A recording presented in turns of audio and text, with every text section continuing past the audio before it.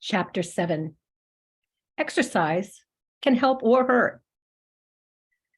Life is a tightrope walk. One has to balance the do's and the don'ts.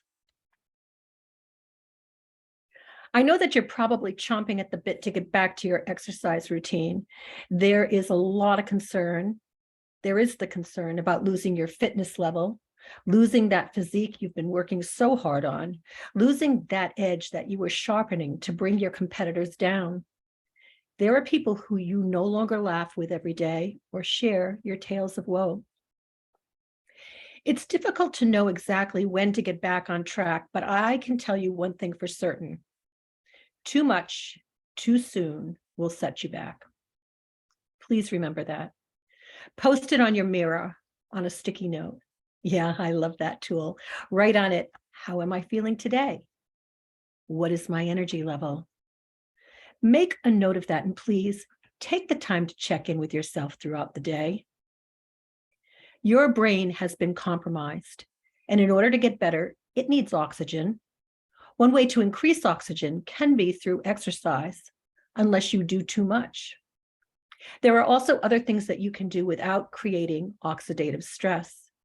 This is something that, as a former competitor, I know you're dying to do again.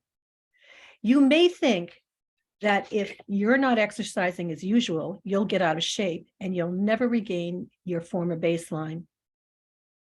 I want you to believe and know that a break is actually good and necessary for your brain to heal.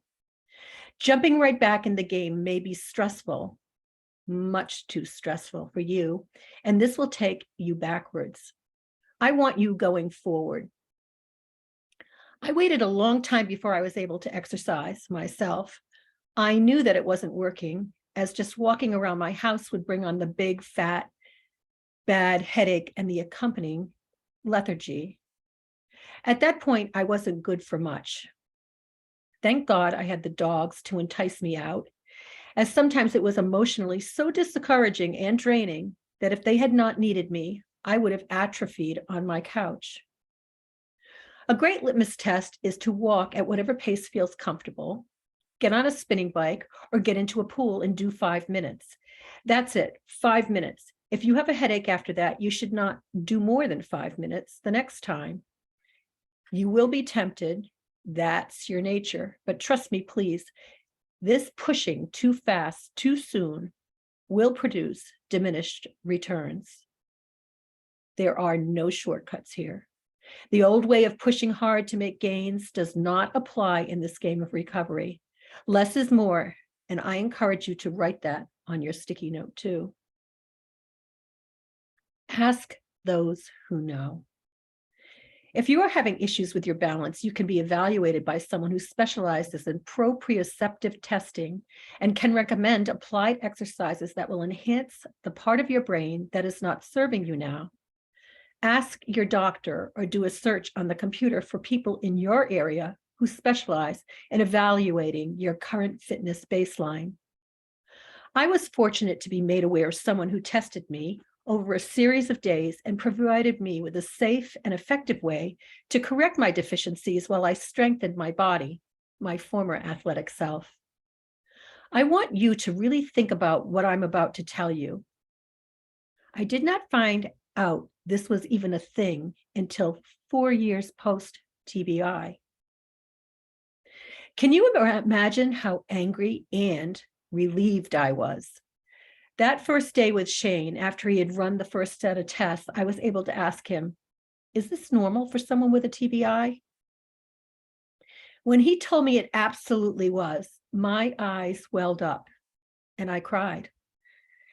You see, there is the chance that you think that you're imagining the fact that you're having lagging energy moments, focusing inadequacies, vision problems, speech difficulties, word retrieval inability, sensory issues, smell and taste, and balance issues, as in, am I just tripping a lot or do I really have a problem?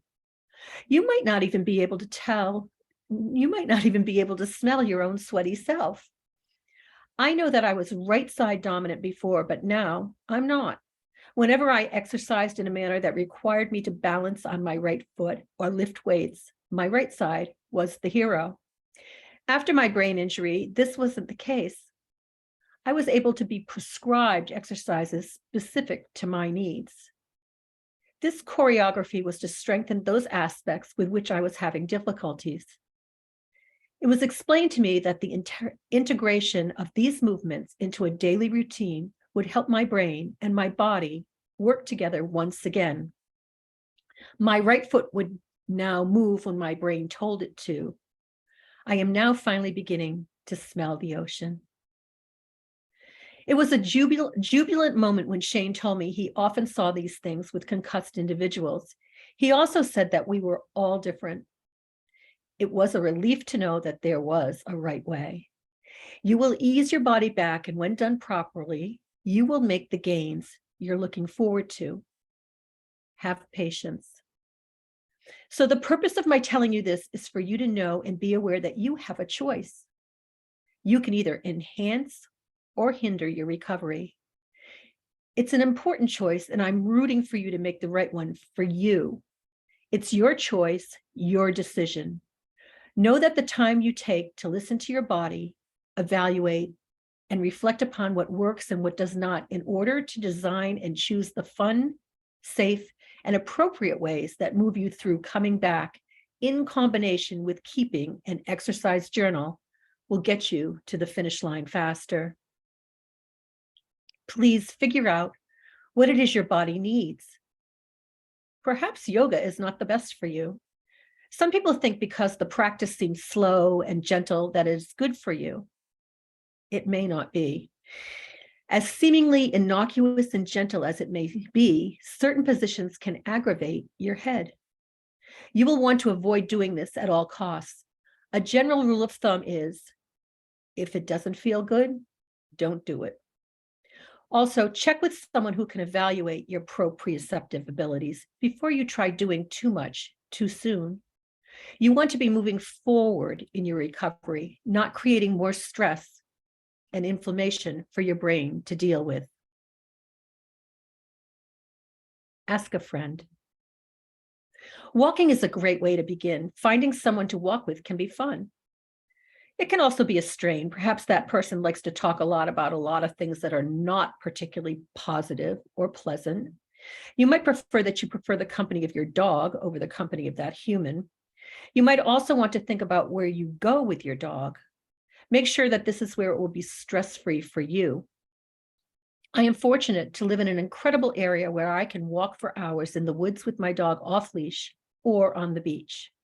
I remind myself every time I'm able to spend in quietude with another human being or otherwise who is in a relaxed state, that this is a great exercise, walking, possibly talking, or not.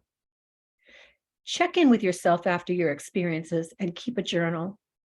It does not have to be a comprehensive essay, just a small spiral notebook where you can jot down January 4th, 9 a.m., walk with Dylan and Bosco, the dogs, 2 miles, Brook Trail, feeling good, or did too much, tired.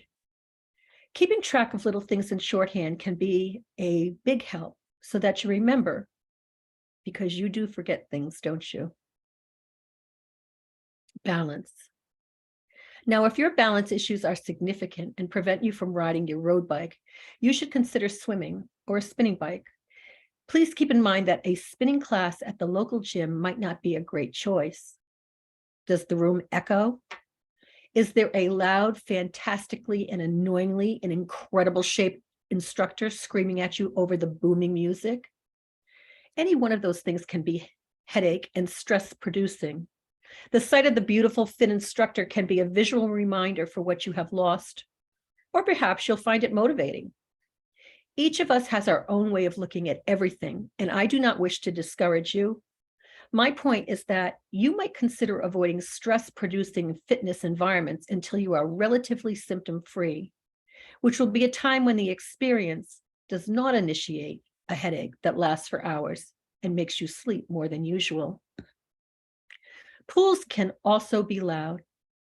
Indoor pools tend to not only echo, but magnify the sounds. I suggest avoiding the times when they have children's swim classes, as those cute loudmouths can be very disturbing and stress-inducing as well. I found a time that was not busy when the lap lanes were available and the kids are at school. For my local YMCA, this was at the same time they cleaned the locker rooms. It was great.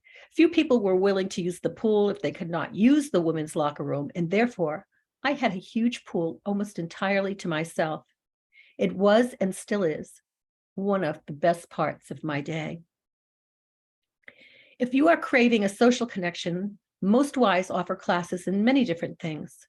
Where I frequent, we have options for spinning, yoga, qigong, tai chi, meditation, and of course there is the weight area, the cardio equipment, and an indoor track. Weights are a great way to stay in shape, keep your metabolism going, and keep your bones healthy. Try to do an easy weight workout for no more than 20 minutes 3 times a week. Your cardio goal is to get to 20 minutes. There is new information that addresses the harm in doing cardio for too long a period of time. This creates oxidative stress, which is not good for anyone, especially you. The bottom line is listening to your body. Pay attention. Keep that notepad filled in post-exercise. And if you're feeling it, perhaps you can jot down before your exercise what your state of mind is and how you feel physically. Are there tight spots? Do you have a headache? On a scale of 1 to 10, with 10 being the worst, what is it? I'm suggesting this repeatedly because if you allow yourself to do this, over time you will see your progress, and that is important. You're your own cheerleader here. You are in the driver's seat, and no one knows how you feel. No 2 head injuries are the same. You are the only one who can determine that and create the workout that will optimally enhance your progress. If you've hired a trainer and they are making you do something that is headache producing, say something. One thing to keep in mind is that not every trainer is even remotely acquainted with working with someone like you. Unintentionally, they can lead you to a visit to your darkened bedroom for days of sleep. Please ask questions of the people, even your doctors, who suggest you to do a certain exercise. How much experience have they had with this? Do they know anyone who works specifically with traumatic brain injury? I'm asking you to find the people who acknowledge your former athleticism, not the ones who are going to treat you in a way that makes you feel less than good about yourself and unaccomplished. Now is not the time to spend your valuable time around those whose egos don't move to allow your progress. You need to always be moving forward physically and psychologically. This will help to minimize the stress.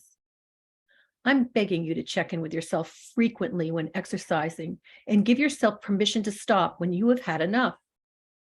I can't state this enough. Sticky note to self, less is more. This goes for many other things as well. Speak out and speak up. You can do this, and you are the only one who can determine what feels right. No one else is in your body. Your home can be the gym. There are many pieces of equipment that you can have at home in a quiet space where you can avail yourself of a fantastic workout. The number one thing that most of us own is a TV. Now, I'm not advocating for screen time. Remember, visual stimulation can create inflammation. However, once or twice a week in a light room where there's not too much contrast, like a darkened movie theater, you might consider changing things up and finding a YouTube workout video. I'm not talking about a jumping, foot-pounding, head-jerking program, but an easy stretching combination with light weights. Weights are easy to own, or if you've never invested in them, you can make some with different size plastic jugs filled with water or sand. Cans that have not yet been opened work well too. Shake up that coconut milk. Having a spinning bike at home is a fantastic way to get that 5 to 20 minutes of cardio in without having to go to the spinning echo chamber down the street. According to a recent study done at MIT, there is a new exercise tool out that, in just 10 minutes, provides the ability to accomplish all the required cardio and metabolic training one needs in a day. This is for both professional athletes and us mere weekend warriors in 10 minutes. I had to write that again. I'm talking like someone like Tom Brady in 10 minutes can throw this thing down and go to his next exercise. I'm a big fan of this, as it is also a great tool for sharpening those proprioceptive skills. Now, this is a real game changer, as I have repeatedly mentioned. Less is more. Using this in this particular exercise, if you can do this for more than 15 or 30 seconds the first time, you're doing well. It weighs 2 little pounds and you can do it anywhere. Please keep in mind that it's important to determine what you can do safely. If your vision is funky, make sure you have your glasses with you. The importance that our vision plays in physical activity should be acknowledged. Bright gym lights without the exercise can produce a headache. If you are light sensitive to the point where just walking into this type of environment brings on an instant headache, walk out. Make sure you are always protecting yourself from too much stimulation. Exercising at home may not have been your jam in the past, but for a while, accept that this may be where you need to be. Note to self, I am where I need to be right now. I wish you the very best. You've got this. This is your arena, your area of expertise and joy. I understand that the mindset of not doing anything physically is so hard for you. Remember those times when you worked your butt off to accomplish an athletic goal? You're going to do this in reverse to arrive at the same place. You may be just a bit surprised when you discover that with some physical rest, not only does your body come back stronger, but you might also actually find that you are leaner as well. Balance is key. I know I talked about this, and I would like to once again bring it to your attention that it is hard doing this alone. You may be tempted to treat yourself with things you never allowed yourself to eat before your TBI. But now think of this as an integral part of your workout routine. Challenges abound, but you've been challenged before and you were victorious. You will be victorious again, and the feeling that will come along with this accomplishment will be better than any medal or recognition you've ever received. Trust me, I know.